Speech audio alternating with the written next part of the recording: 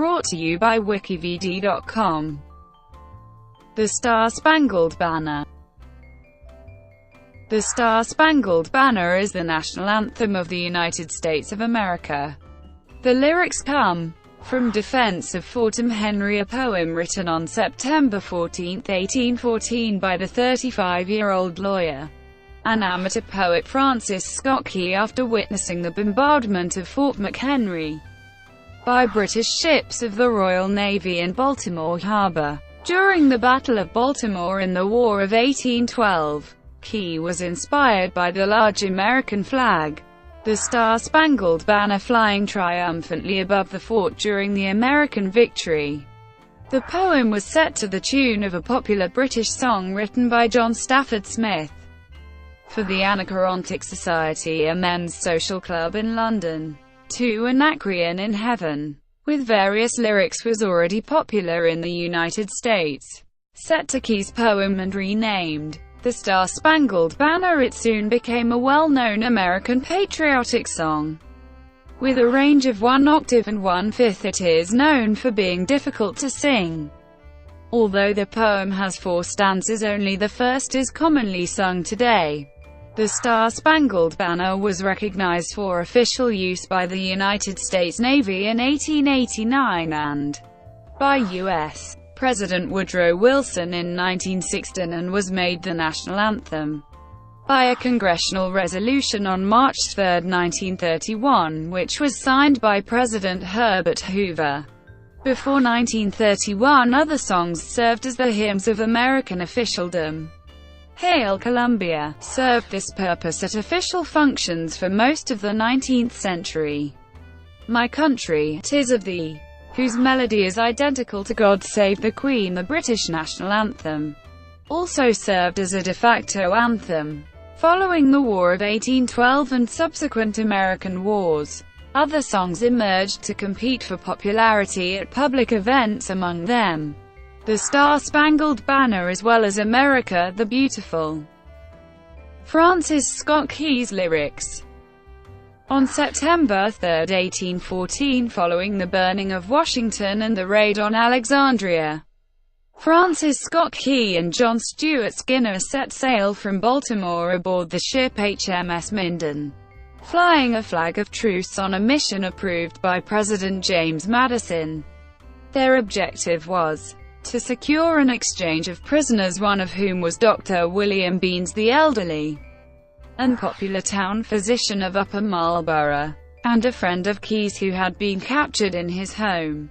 Beans was accused of aiding the arrest of British soldiers.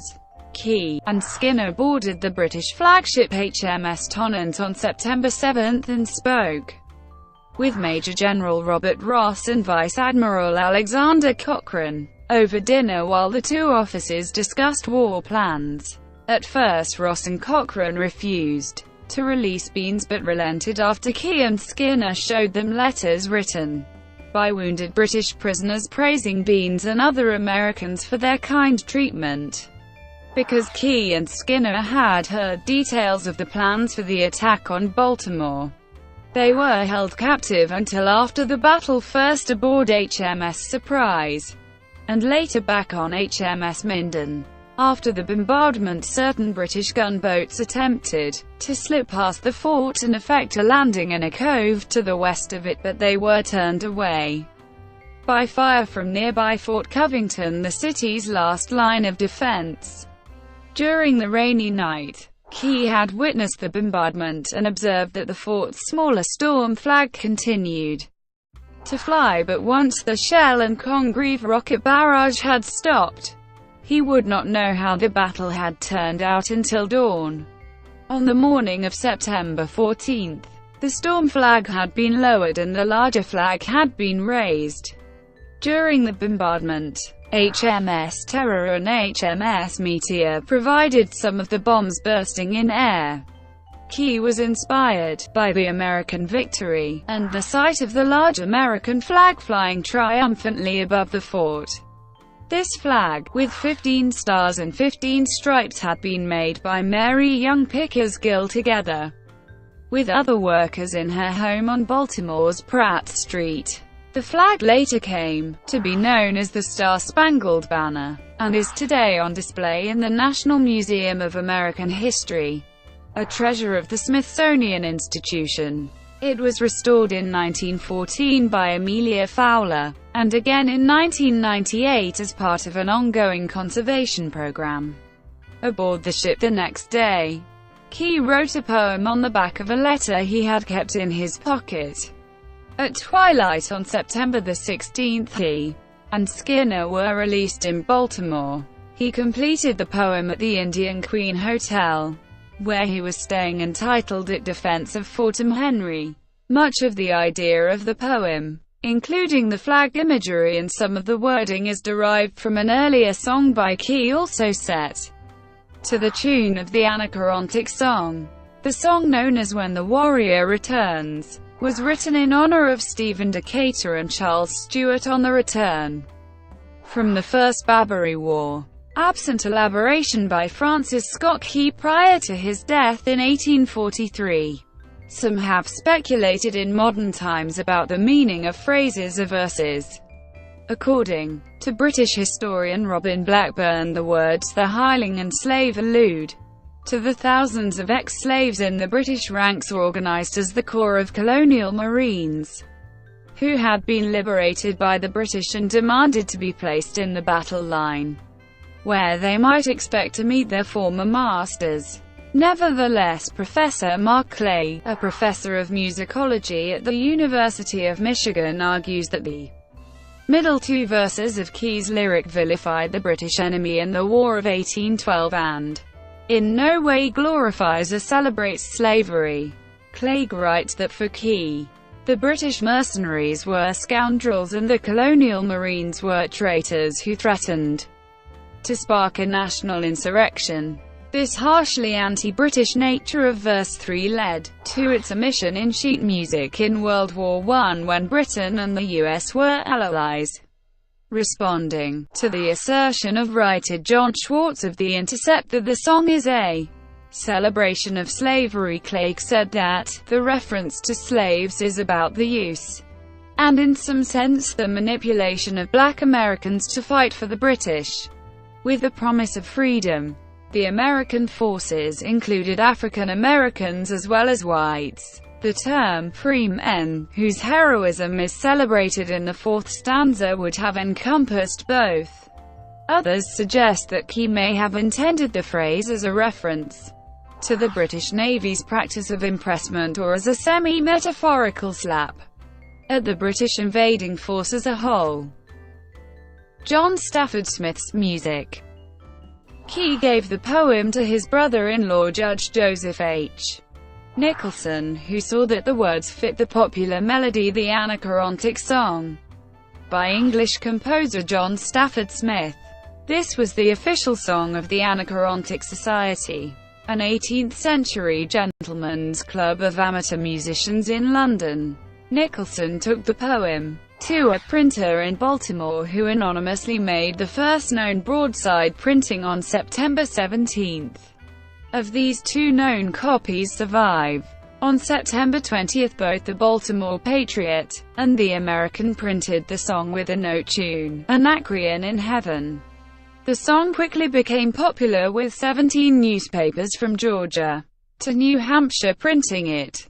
Soon after, Thomas Carr of the Carr Music Store in Baltimore published the words and music together under the title The Star-Spangled Banner, although it was originally called Defense of Fort McHenry. Thomas Carr's arrangement introduced the raised fourth, which became the standard deviation from the Anacreontic song. The song's popularity increased, and its first public performance took place in October, when Baltimore actor Ferdinand Durang sang it at Captain Macaulay's Tavern.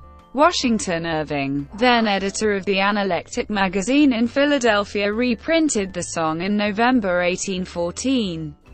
By the early 20th century, there were various versions of the song in popular use. Seeking a singular standard version, President Woodrow Wilson tasked the U.S. Bureau of Education with providing that official version. In response, the Bureau enlisted the help of 5 musicians to agree upon an arrangement. Those musicians were Walter Damrosch, Willie Hart, Arnold J. Gant, Oskar Sonek, and John Philip Sousa. The standardized version that was voted upon by these 5 musicians premiered at Carnegie Hall on December 5, 1917, in a program that included Edward Elgar's Carillon and Gabriel Pyrn as the Children's Crusade. The concert was put on by the Oratorio Society of New York and conducted by Walter Damrosch. An official handwritten version of the final votes of these 5 men has been found, and shows all 5 men's votes tallied measure by measure. The Italian opera composer Giacomo Puccini used an extract of the melody in writing the aria Dovunque al Mondo in 1904 for his work Madama Butterfly. National Anthem. The song gained popularity throughout the 19th century, and bands played it during public events, such as July 4th celebrations. A plaque displayed at Fort Meade, South Dakota, claims that the idea of making the Star-Spangled Banner the national anthem began on their parade ground in 1892. Colonel Caleb Carlton, post commander, established the tradition that the song be played at retreat and at the close of parades and concerts. Carlton explained the custom to Governor Sheldon of South Dakota, who promised me that he would try to have the custom established among the state militia. Carlton wrote that after a similar discussion, Secretary of War Daniel E. Lamont issued an order that it be played at every army post every evening at retreat.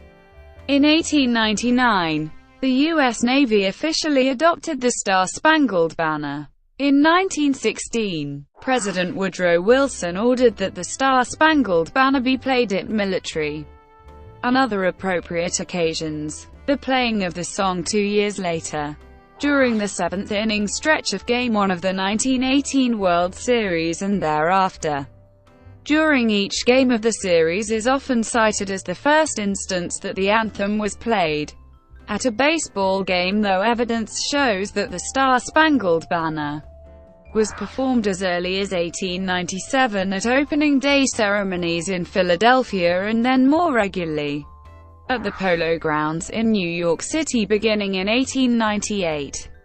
In any case, the tradition of performing the national anthem before every baseball game began in World War II.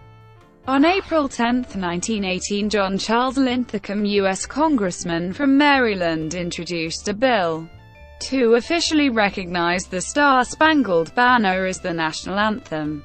The bill did not pass. On April 15, 1929, Linthicum introduced the bill again, his 6th time doing so. On November 3, 1929, Robert Ripley drew a panel in his syndicated cartoon Ripley's Believe It or Not, saying, "Believe it or not, America has no national anthem." In 1930, veterans of foreign wars started a petition for the United States to officially recognize the Star-Spangled Banner as the national anthem. 5 million people signed the petition. The petition was presented to the United States House Committee on the Judiciary on January 31, 1930. On the same day, Elsie Joyce Reilly and Grace Evelyn Bodlin sang the song to the committee to refute the perception that it was too high-pitched for a typical person to sing. The committee voted in favor of sending the bill to the House floor for a vote. The House of Representatives passed the bill later that year. The Senate passed the bill on March 3, 1931. President Herbert Hoover signed the bill on March 4, 1931, officially adopting the Star-Spangled Banner as the national anthem of the United States of America. As currently codified, the United States Code states that he composition consisting of the words and music known as the Star-Spangled Banner is the national anthem. Lyrics. Oh, say, can you see by the dawn's early light what so proudly we hailed? At the twilight's last gleaming, whose broad stripes and bright stars through the perilous fight o'er the ramparts we watched were so gallantly streaming, and the rocket's red glare, the bombs bursting in air, gave proof through the night that our flag was still there. Oh, say does that star-spangled banner yet wave o'er the land of the free and the home of the brave? On the shore dimly seen through the mists of the deep, where the foe's haughty host in dread silence reposes, what is that which the breeze o'er the towering steep, as it fitfully blows, half conceals, half discloses? Now it catches the gleam of the morning's first beam, in full glory reflected, now shines in the stream. 'Tis the Star-Spangled Banner. Oh, long may it wave o'er the land of the free and the home of the brave. And where is that band who so vauntingly swore that the havoc of war and the battle's confusion a home and a country should leave us no more? Their blood has washed out their foul footsteps' pollution. No refuge could save the hireling and slave from the terror of flight or the gloom of the grave, and the Star-Spangled Banner in triumph doth wave o'er the land of the free and the home of the brave.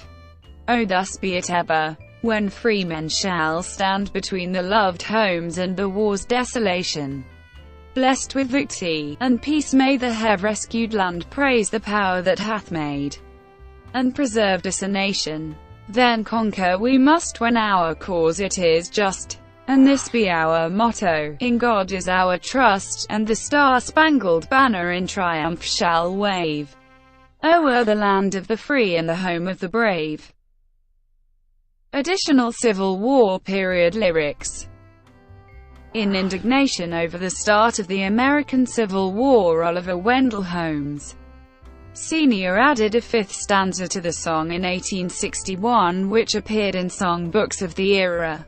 When our land is illumined with liberty's smile, if a foe from within strike a blow at her glory, down, down with the traitor that dares to defile the flag of her stars and the page of her story.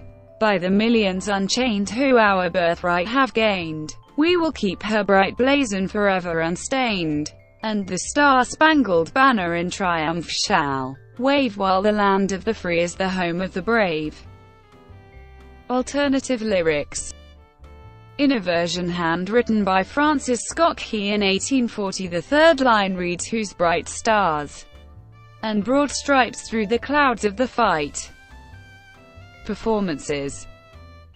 The song is notoriously difficult for non-professionals to sing, because of its wide range. A 12th humorist Richard Armour referred to the song's difficulty in his book It All Started with Columbus. Professional and amateur singers have been known to forget the words, which is one reason the song is sometimes pre-recorded and lip-synced. Other times the issue is avoided by having the performer play the anthem instrumentally instead of singing it.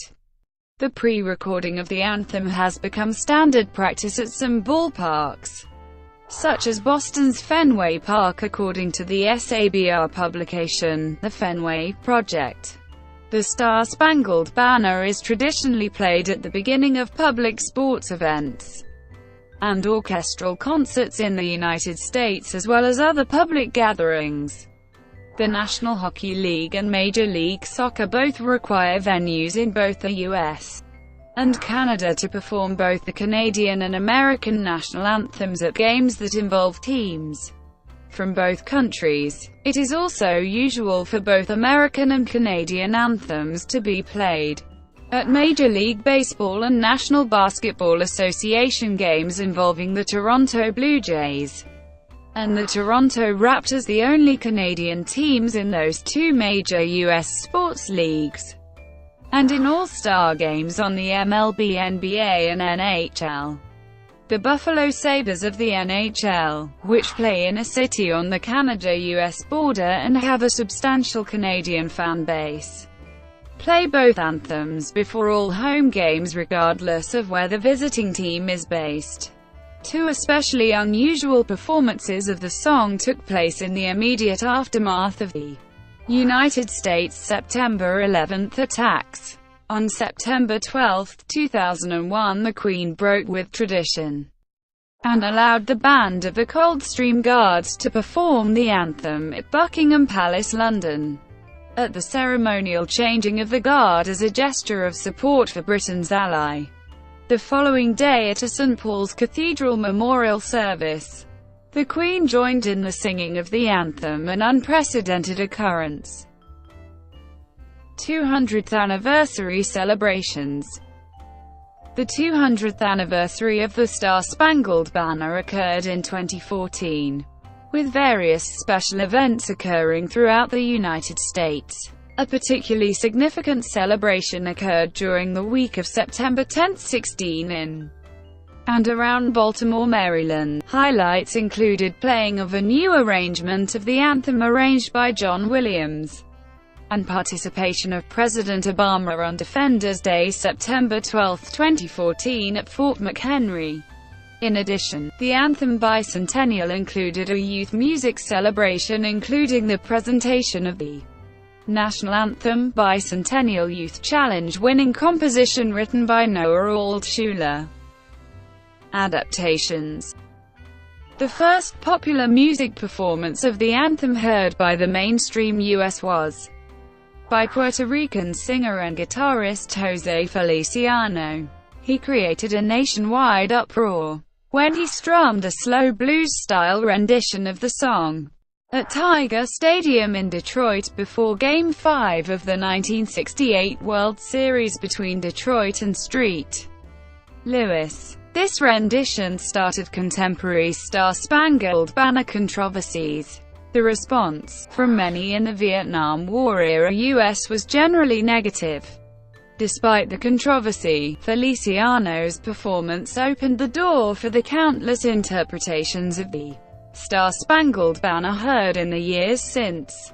1 week after Feliciano's performance, the anthem was in the news again when American athletes Tommy Smith and John Carlos lifted controversial raised fists at the 1968 Olympics while the Star-Spangled Banner played at a medal ceremony.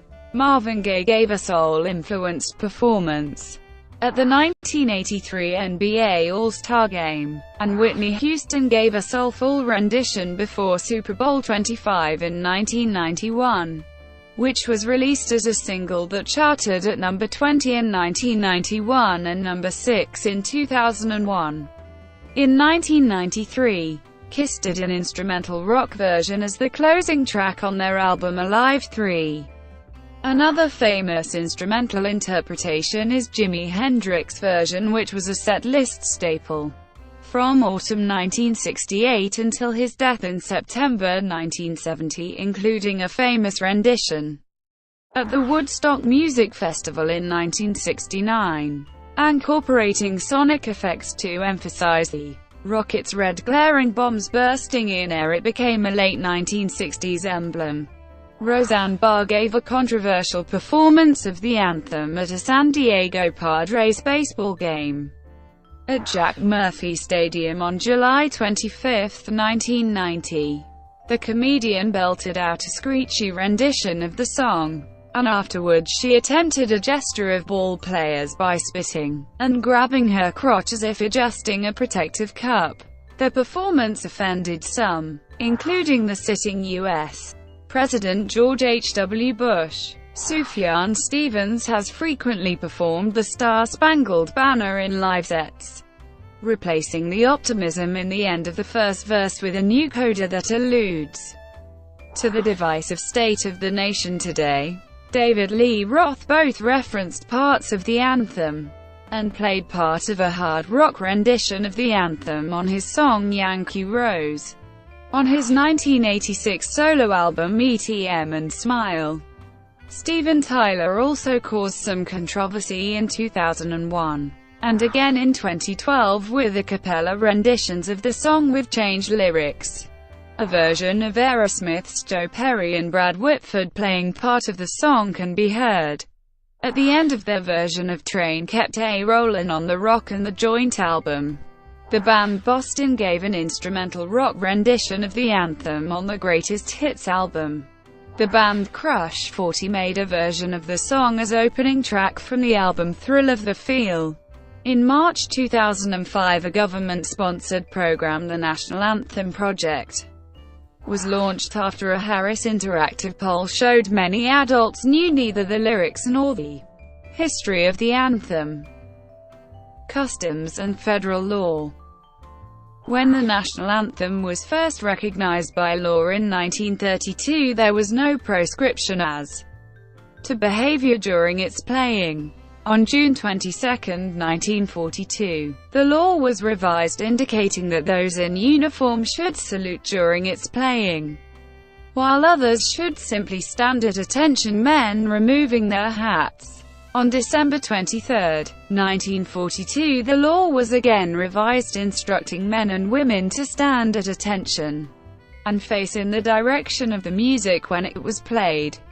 That revision also directed men and women to place their hands over their hearts only if the flag was displayed.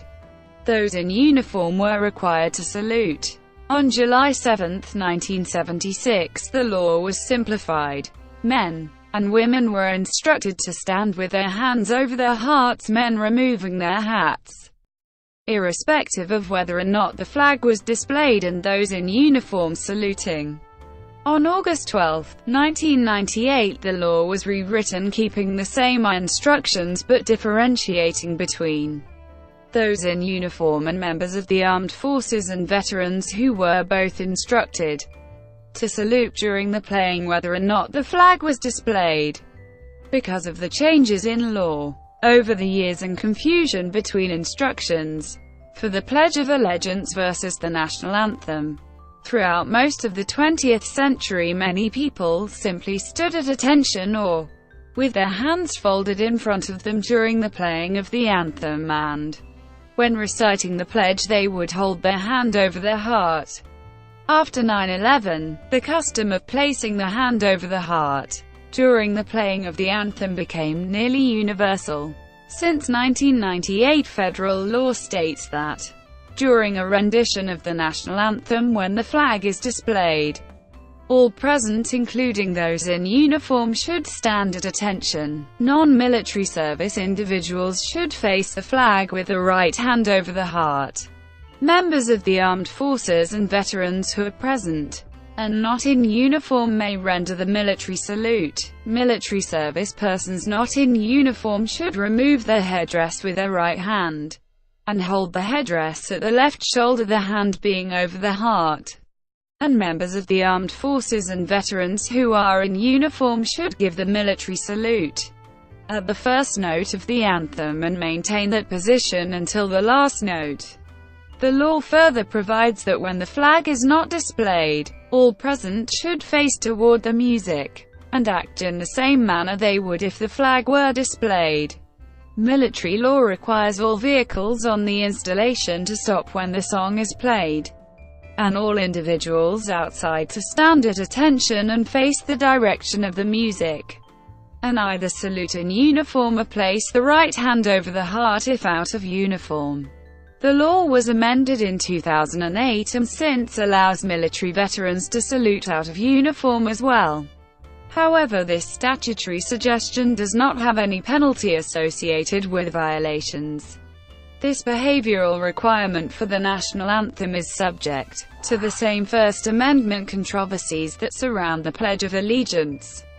For example, Jehovah's Witnesses do not sing the national anthem, though they are taught that standing is an ethical decision that individual believers must make based on their conscience.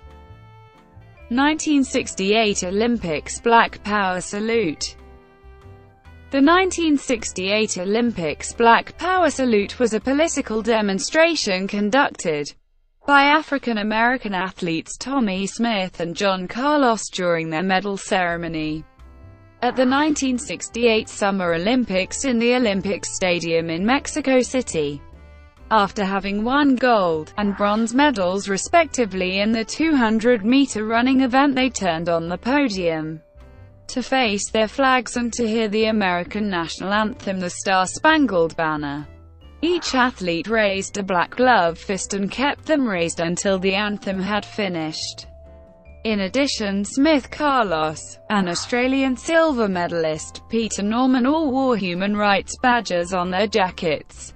In his autobiography Silent Gesture, Smith stated that the gesture was not a Black Power salute, but a human rights salute. The event is regarded as one of the most overtly political statements in the history of the modern Olympic Games. 2016 protests. Politically motivated protests of the national anthem began in the National Football League after San Francisco 49ers quarterback Colin Kaepernick sat during the anthem, as opposed to the tradition of standing before his team's third preseason game of 2016. Kaepernick also sat during the first two preseason games, but he went unnoticed. Brought to you by WikiVidi.com. Would you like to know more?